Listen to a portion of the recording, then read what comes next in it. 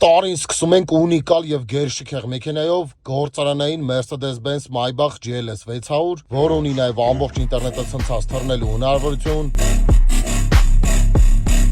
2021 թվականի արտադրության, շարժիչը 4 լիտր 557 դիաուժ, մեքենան լիաքարշն է, գտնվում է իդեալական ու շատ թարմ վիճակում, անվեծր R23-ն Maybach-ի Pirelli անվադողերով, մեքենան ընդհանրապես վթարված չի եղել, գործարանային երկու գույնով է, հագեցված տարբերակն է, ունի Maybach-ի դուրս եկող պարոգներ, բոլոր դռները վակուումային են, ետևում կառավարական է, նստատեղեր ունեն նաև մերսման բազում ռեժիմներ, հնարավոր է նաև փոխանակում միայն 24 թվականից բարձր Mercedes-Benz G-Class-ի հետ, սա իր ընդհանուր տեսնեին արդեն կանցնենք սալոն։ Սալոնը նույնպես գտնվում է իդեալական ու շատ թարմ վիճակում, նստատեղերը օրիգինալ նապակաշվով են, էլեկտրակառավարվող հիշողության ռեժիմներով տաքացող եւ սառեցվող, հայերները վապակները նույնպես ունի նաև BSM համակարգ, աուդիո համակարգը գործանային Burmester 3D ունի, դինամիկներ նույնիսկ տանիքի եւ տանիքը ամբողջությամբ կաշվե պատե, ունի նաև շատ գեղեցիկ Maybach-ի մուլտիղեկ լիպիստոկների սկորուստները փոխելու համար, նաև շատ գեղեցիկ էլեկտրոնային պրիբոր, վազք ընդամենը 25000 կիլոմետր է, պրիբոր էֆեկտները նաև հնարավոր փոխել իր մենյուի միջոցով, ունի նաև գծերի ճանաչում եւ ղեկի ասիստենտ, նաև երկրորդ շատ մեծ մոնիտորը, ետև տեսադաշտի տեսախցիկ 360 շան տեսախցիկ, նաև պարկինգ ասիստենտ,